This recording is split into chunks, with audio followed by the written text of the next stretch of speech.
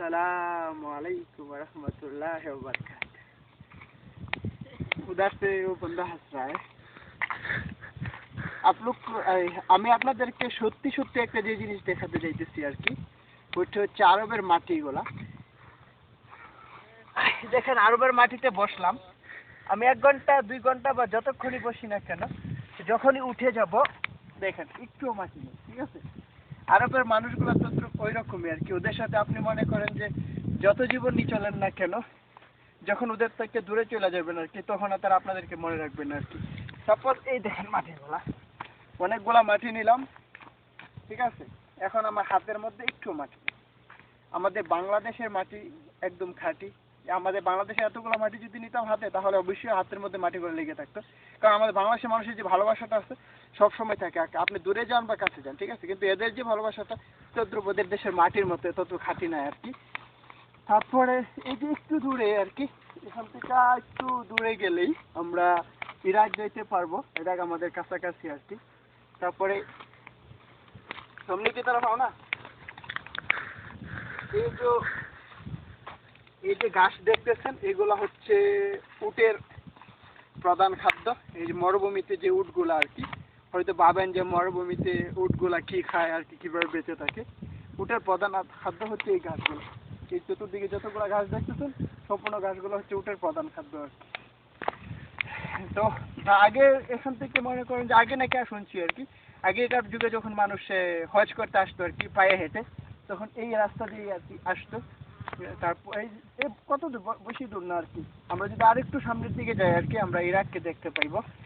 তার এই যে ওই যে দেখা যাচ্ছে উটগুলা, ওই উটের এই যে বেদুইন যে আছে, যে দেশে যারা নেই ওই গরু ছাগল টাগল বা উট টুট পালে আর কি, ওদের দেখেন চতুর্পাশে দেখা যাইতেছে সবকিছুই পাহাড়, সবকিছু। এই গাছগুলো হচ্ছে উটের প্রধান খাদ্য, সবকিছু। এই যে এই ঘাস হচ্ছে উটের প্রধান খাদ্য। তারপরে আমরা এখন আপনাদেরকে দেখাইতেছি আমাদের এই যে তাঁবু আর কি, যে তাঁবুর মধ্যে সাধারণত এই যে যারা মরুভূমিতে বসবাস করে আর কি, তারা এই তাঁবুর মধ্যে বসবাস করে, রাত হোক দিন হোক ওই তাঁবুতেই বসবাস করে আর কি। বিদ্যুৎ তো আমরা প্রাকৃতিক বর্তমানে মনে করেন যে নিজেরা মেশিন লাগিয়ে বিদ্যুৎ উৎপাদন করতেছি। বাট নর্মাল যে আছে আর কি, সাধারণ যে সৌদিগুলো আছে গরিব দরিদ্র, ওরা তাঁবুতে বসবাস করে, কিন্তু তাদের কিন্তু বিদ্যুৎ নেই। আমাদের দেশে যে হারিকেন যে সিস্টেম আর কি, হারিকেন যারে ওরা এখনো দিন যাপন করতেছে, হয়তো ভাবতেছে কি সৌদি নাকি অনেক উপরে উন্নতি দেশ হয়ে গেছে। কিন্তু আপনি যখন মরুভূমিতে আসবেন তখন কিন্তু ঠিকই দেখতে পাবেন যে এখানের যে সাধারণ যে গরিব লোকগুলো আছে, ওদের জীবনযাত্রা আমাদের দেশে গরিব যেরকম সেম একদম জীবনযাত্রা আর কি। ওদের না বিদ্যুৎ না পানি। দেখা গেছে কি অনেক সময় আপনি দেখতে পাচ্ছেন এখানে মনে করেন যে চতুর্পাশে মানে 100-200-300 কিলোমিটারের ভিতরে কোনো ঘর বাড়ি বা পানির কোনো ব্যবস্থাই নেই। এই জন্য ওরা হয়তো 15 দিন 20 দিন একবার গোসলই করে না আর কি। মানে সত্যি ভাবতে অবাক লাগে যে হ্যাঁ, গোসল না করে কি করে থাকে আর কি। কেন পানি নেই, পানির সমস্যা আছে, অনেক আছে আর কি।